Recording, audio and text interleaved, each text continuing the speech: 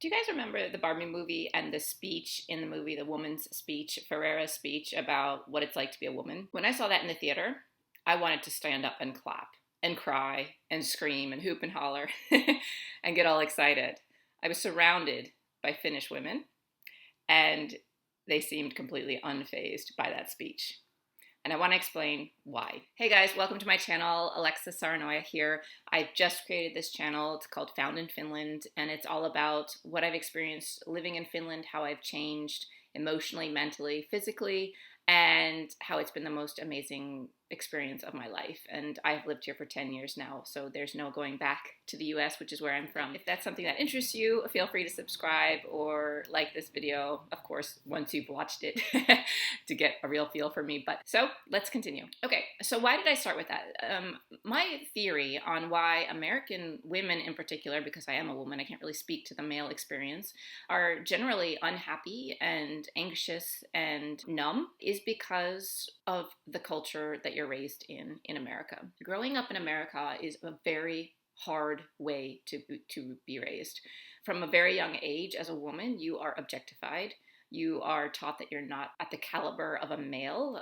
You can't do as much as men can do.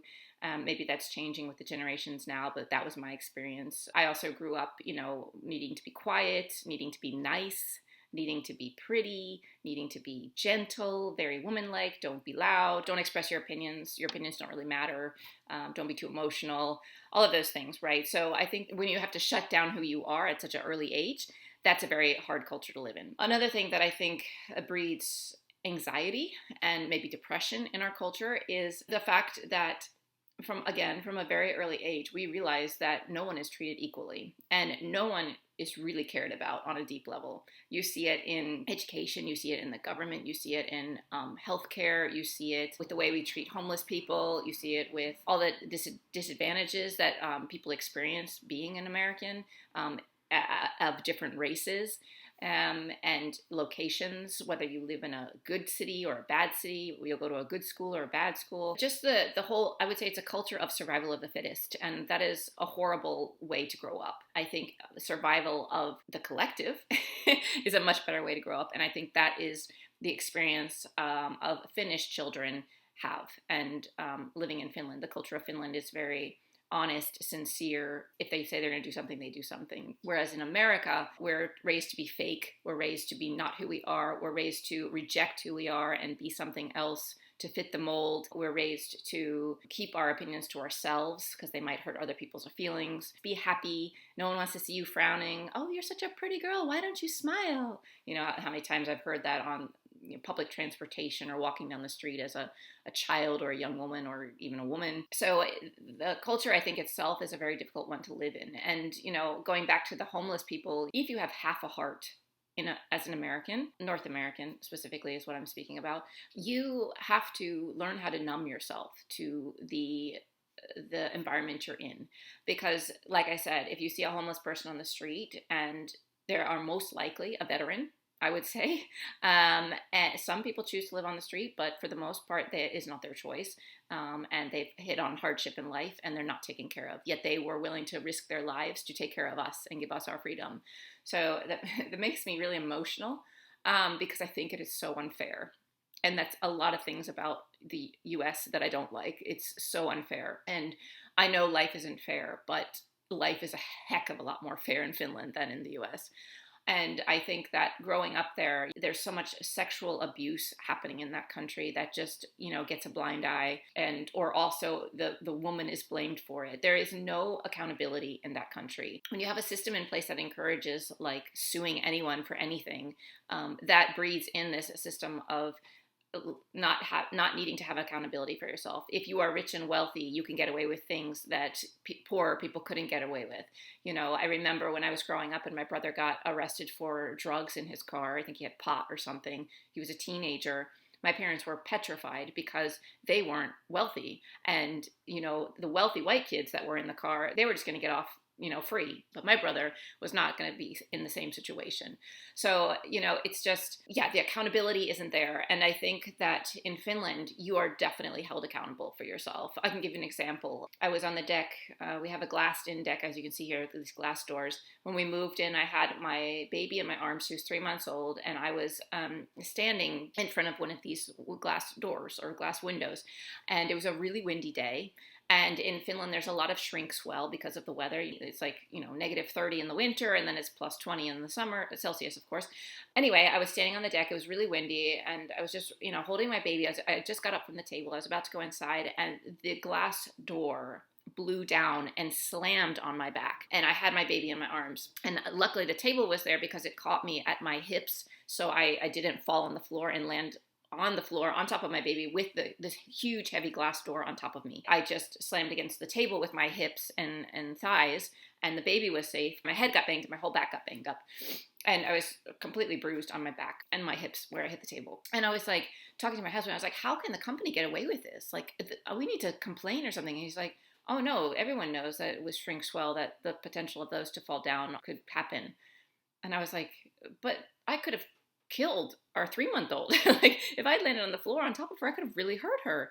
And with that, the weight of the glass and the wind that was pressing against it. And he was like, yeah, well, that's the way it is. And I was just like, it shocked me that, like, I actually was in a situation where I got hurt from a product, a default of a product. And it was something I couldn't really complain about because everyone knows in Finland that there's shrink swell in the wood on the decks, and that the potential for those doors to fall down is possible. And later I noticed walking around the neighborhood in the summertime, it was really windy, there were quite a few of these deck doors popped out. And I was just like, I guess it is known here, but I didn't know that. But I can't sue them because there's no suing in Finland. So, it was just an interesting thing, like, okay, so, if you see that the glass is shaking like that, maybe you shouldn't stand in front of it. And that's true. Maybe I shouldn't stand in front of it. Of course, I grew up in a country where I think products are pretty good, well made, and that's not going to happen. Granted, these products are well made too, but the environment that they're in, they have the potential to not work as well. I just remember that experience being like, what? And it is, you take accountability for yourself. Don't put yourself in a situation where something like that could happen, because I was basically being an idiot. I didn't realize it, but I was standing in front of a huge glass window that was wavering quite a lot and making a lot of noise. I just never thought it would fall down. So anyway, my point of accountability is like, you're held accountable in so many ways in Finland. Like, we expect the government to do what they say they're going to do here, and they do it. And if they don't do it, there is a whole uproar from the community and the people, and that person is booted out. Like, people are held accountable here. Finland would never have a Trump in office. You could never even get that far. You could never get that far in life in Finland because you can't lie your way to anything. For example, if you are friends with a Finnish person, and I learned this the hard way. So when I first moved to Finland, living in California, it was really common that people would ghost you. You would say, hey, let's meet up at this party. Yeah, sure, let's do that. I'll see you there at 7 o'clock or something like that. And people wouldn't show up, or sometimes they'd show up late, or they might not show up at all. But it was totally fine. Like, you expected people to ghost you all the time. It wasn't a big deal. It's like, people could be flakes in America. There's no accountability. You say you'll be there, but you may or may not be there. It's not 100% guaranteed. And you may or may not call to let someone know you're not going to be there, and you may or may not call to let someone know you're going to be late. It's just very accepted that, at least in San Francisco, that you can ghost people, and it's not a big deal. So anyway, when I moved to Finland, someone invited me to this kind of, I can't remember, it was like a restaurant week or something, where it was like, in this small town, you go around to all these different restaurants, and you get to have free samples of their food. And I was like, oh, that sounds like a lot of fun. So I told this woman, I was like, yeah, I'll be there. And I decided at the last minute I wasn't going to go because I don't know, I was feeling a little shy that day, or I just didn't want to go. We were really good friends up until that point. And when I ghosted her, she was so upset that she was just like, I wasn't worth her time anymore to be friends with. And I get that. Like, I broke her trust. But in the US, we break each other's trust all the time. We stab each other in the back all the time. We can be really kind to your face and then talk about you behind your back to another friend. It's like, the accountability isn't there. And so when I realized that, I actually really liked this girl. And I was like, wow, like, she doesn't want me in her life anymore because I did one mistake. And it was such a huge thing to her. It was so offensive and so disrespectful to her because she didn't grow up in the ghosting society like I grew up in, right?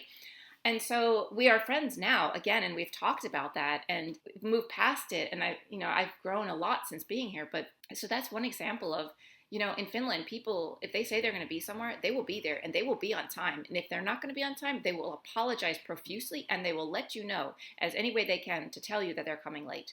It is really important that if you say you're going to show up, you show up, and that you show up on time. In anything you do in Finland, if you say you're going to do something, you do it. I find myself doing this all the time with the kids. I'm like, yeah, we can go to the playground later today. And then it's like later today and we didn't go. And I'm like, oh, well, we can go tomorrow. No big deal. But to them, it's a big deal. They're like, you promised, you said you were going to go. And so that is something I've really tried to work on. Like when I say I'm going to do something, I actually do it. And if I don't know if I'm going to do it, I don't say it, because I think in that moment, when you say you're going to go to the playground, your kids love you, right? But later, when you don't go, they don't like you. And they also lose respect for you. That's something else that I learned, like, hold your tongue. If you don't think you're going to do it, then don't say it. Only say it if you know 100% that you're actually going to do it. Or at least say, I think we can go later today, but depending on the weather, depending on the day works out, we may or may not go.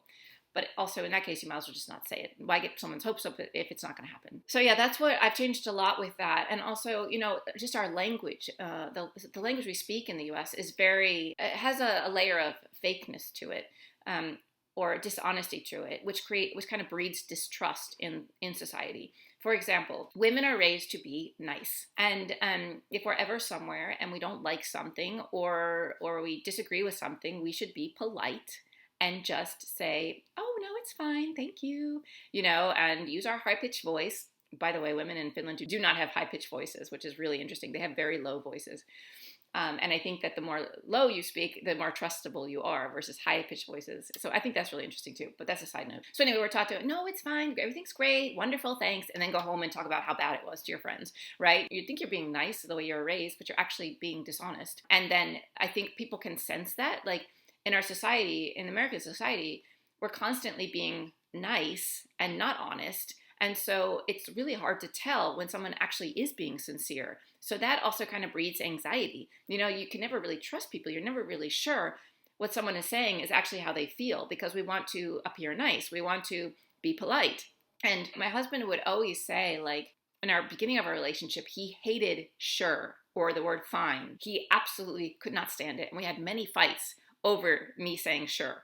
And I was like, I'm just like agreeing with you. What's the problem, But I wasn't, because I wasn't saying yes or no. When you say sure, it's like you're just being nice. So my husband would ask me something simple at breakfast, like, do you want some more coffee? Because he had the coffee pot in his hand. And I'm like, yeah, sure. And he would be like, I don't understand that word. Yes or no?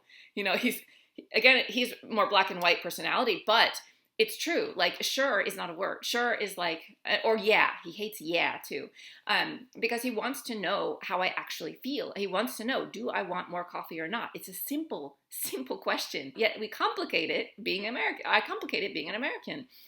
So that was something that was really interesting to learn too. And in the US, it's just, there's so many things that don't work. If you go to the government and you fill out a form, let's say you got married and you fill out a form for getting married with your new last name, right? You file that form. It may or may not get filed. They might complain that you used the wrong color ink. They like to make things as difficult as possible. You may have to wait in line for 5 hours just to get that form. And then when you get the form, you realize it was the wrong form or you turned in the wrong form. Everything is so complicated there. Here, I got married. I went to the police station. I filled out one form. Everything changed. My bank account had my new name. The healthcare system had my new name. The daycare system had my new name. Everything was updated with my new name. I didn't have to do anything but fill out one form. And I've noticed that a lot here. If you go somewhere and you fill out a form, it actually does something. Like, it goes somewhere. It goes into a system. And everyone has the ability to see everybody's income. Nothing is hidden here. Nothing is secret here. Everything is like out in the open, kind of like going in the sauna with a bunch of naked people you don't know. Everything is just out in the open. And I think it is a beautiful way to live life. And also, if you ask a Finnish person how they're doing, our famous response in the US is, oh, fine, thanks, how are you? Total just BS, like surface level conversation, chit-chatty stuff. And no one actually enjoys chit-chat. Does anyone actually enjoy chit-chat? I don't think so. There's no chit-chat in Finland. There is absolutely no chit-chat in Finland. So if you ask someone, how are you doing? Like, when you see them, they tell you. And they will go into detail, like, oh, my hip's hurting. Last week I had surgery. It's been awful. I can't, blah, blah, blah, blah, blah, And you're like, oh, okay, well, I'm sorry to hear that, and I hope you feel better, and whatever. But in the U.S., it's like, oh yeah, I'm fine, no problem. Yeah, life's great. How are you? And it's like you don't actually get any information. So that's a real big difference. It's like if you ask someone something here, they're going to tell you how they feel, and they're going to be brutally honest. And here, it's not actually brutally honest. It's just being honest, which makes sense. It is. It's just they don't sugarcoat anything. They don't make anything extra fluff with high pitched voices or energetics. They are just straight, direct, and to the point. And it's really nice. Like American society is very dramatized. Everything's such a big deal. Check out this new place. Check out this. Oh, we're the top hip restaurant. You have to come here. Blah blah blah. Or get this new product, or wear this new makeup, or be this new person, or whatever it is. Here it's like you go into a store, people don't even come up to you to offer help. I'm like, do you want to make money? And it's because they think you take responsibility for yourself. If you have a question, you go to the salesperson and you ask, do you have this product? They expect you to take responsibility for yourself, accountability for yourself, be honest, truthful, direct, and those sorts of things. I remember when I first moved here too, like I was shocked at how if you hold a door open for someone, they don't say thank you.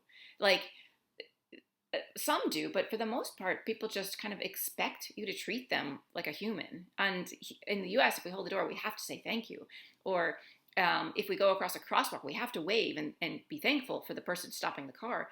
Here it's like they don't even look. They just walk straight across the crosswalk because they know that pedestrians have the right of way and you need to respect those laws. It's like, and they don't need to wave. Some do. Kids love to wave when you stop for them. But I mean, for the most part, they know that that's how the system works in this country. So I think that's all really interesting. And what it tells me is that is why I believe that Americans are so anxious and so depressed and so unhappy, because we are, from a very young age, taught to not like who we are, not be who we are, not express who we are. We're also fed this additional layer of how to like yourself with makeup, with being a sexy woman, with wearing these certain clothes and all these material things. And then we're also, by our government and by the society in general, we're not supportive of each other. We don't actually care about each other because we can't really care about each other because we have to watch out for ourselves. Because at any moment, we could lose it all. At any moment, we could be tossed aside. I had a job for 13 years at a company in the US while I was living here. And they let me go. Like I was a professor at a college, and they let me go 2 weeks before I was supposed to sign my next contract for the next semester. And I was like, I haven't received my contract yet. And then I got an email that said, thank you for your service. We've decided not to renew your contract this year. I was like, what? I was one of their prize teachers. I had the highest student ratings. I had been teaching for so long. I was loved. I was given so many courses every semester. Like they were asking me to do extra courses, asking me to write courses, lots of like positive feedback. And then all of a sudden I'm let go with no warning after 13 years. Like, hello? Like I have 3 children to feed and to clothe and to take care of. And I live in another country, so I don't even speak the language here. So like you leave me high and dry. Like they don't even care. And the thing is, like, we don't care because we know that could happen to us. We know that that's going to happen to other people. We just know that is how the system is. No one really cares. In Finland, it is really hard to fire someone. It is really hard. You have to do something horrible to get fired. And with that, you even get warnings, multiple warnings before you are fired. So if you do get fired, you know it's coming. And then if you are fired, you still have the government helping you with money to survive until you get your next job. Like, so different here. And like I said, that anxiety isn't here. Like if I fall in the street, if I get hit by a car on my bike, if I for some reason need to go to the healthcare system, I will get taken care of. I might have to wait a few hours because the priority is to the person that is in most need, which reminds me, when I was in the States, I did get hit by a car on my bike, and I turned down the ambulance because I was a college student and I knew I couldn't afford it. I couldn't afford that. I couldn't afford the fees of an ambulance ride to the hospital, so I turned it down. And then I actually eventually walked to the hospital later that day. When I got there, I was received like within 10 minutes of being there, even though I could walk, I could speak, I could, function. I didn't have anything bleeding. I wasn't in a crazy emergency. And till I look to my right, there are like 5 Mexicans who are injured on a site and bleeding and they're wrapped with their own shirts around their arms and their head, and they're bleeding through the clothes that was wrapped around their wounds. And they are sitting there and I get taken in before them. Do you know how awful that feels? To be that person that's like, going in when they're sitting there obviously like losing blood. It's awful.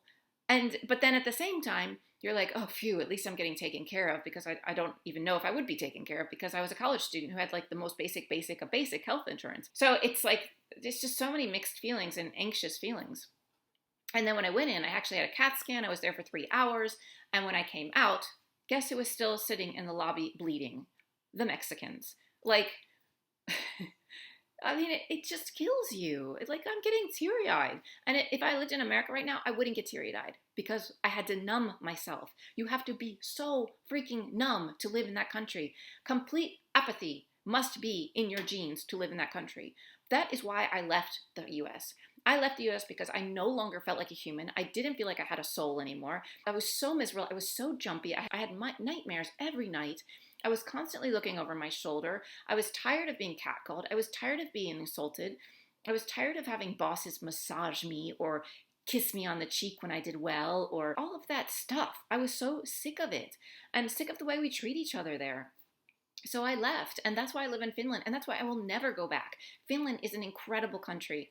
Granted, it's only 5 million people. I get that, and it's a small population, easier probably to manage. But they have been doing it right from the get-go. They have been raised to treat people right, and they do.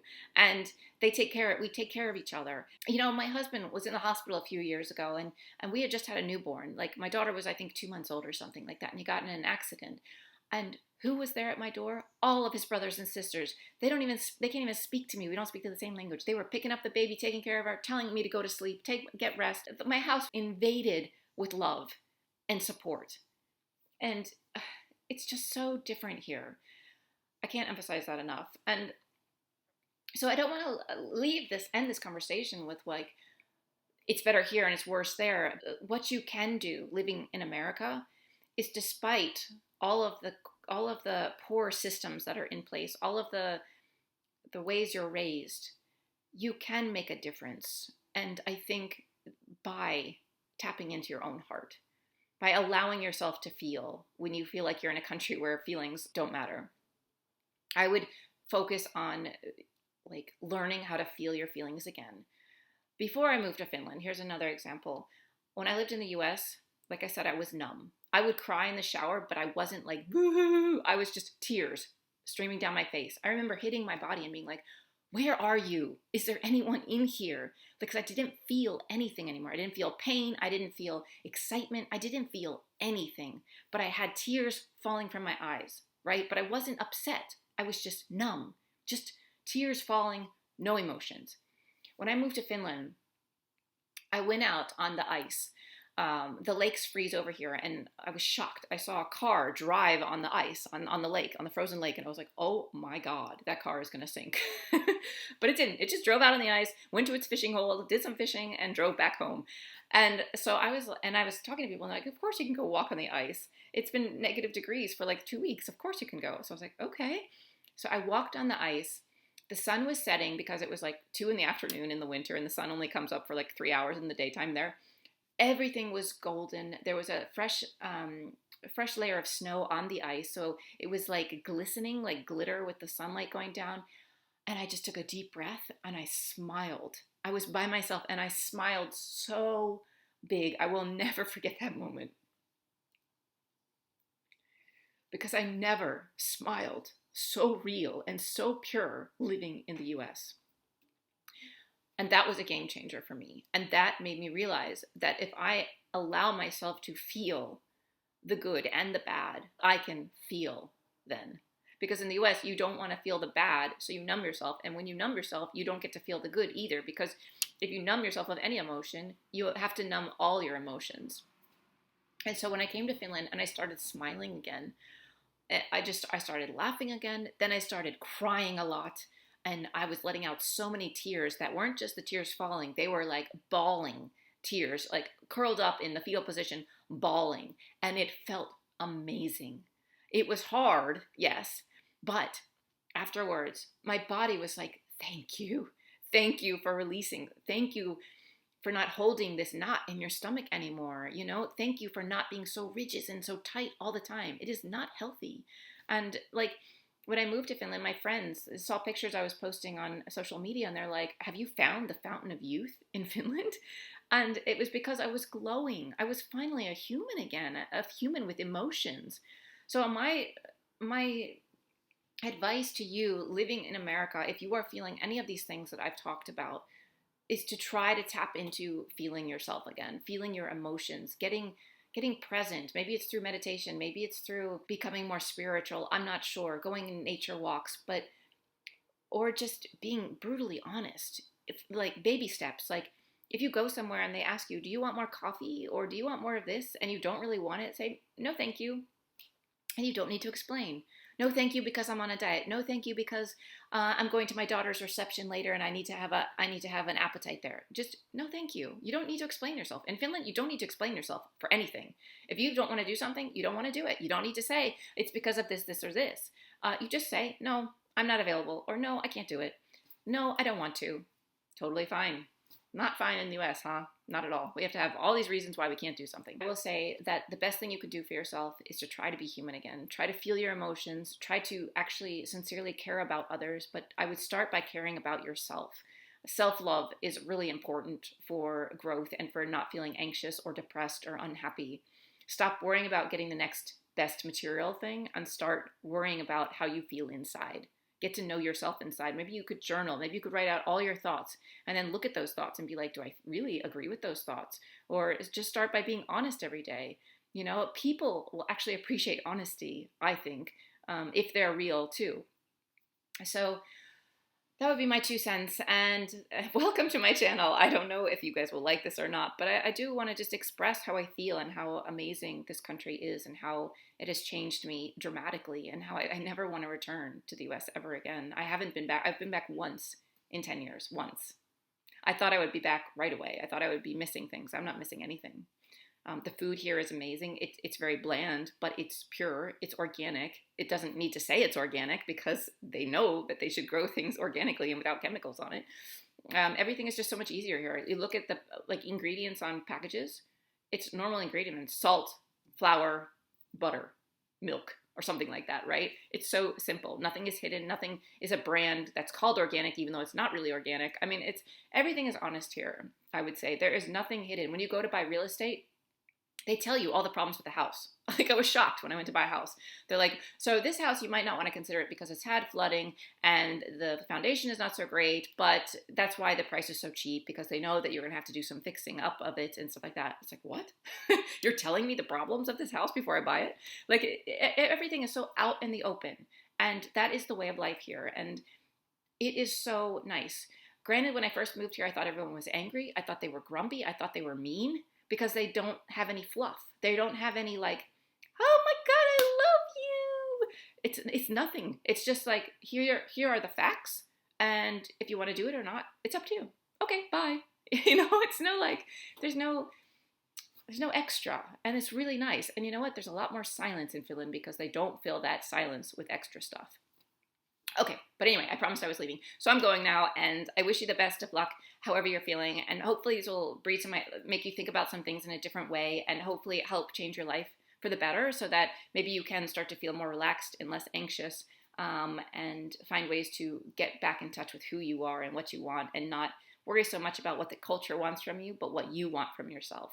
Okay, thanks again for watching, and please like or subscribe if you think this is interesting stuff, and see you next week.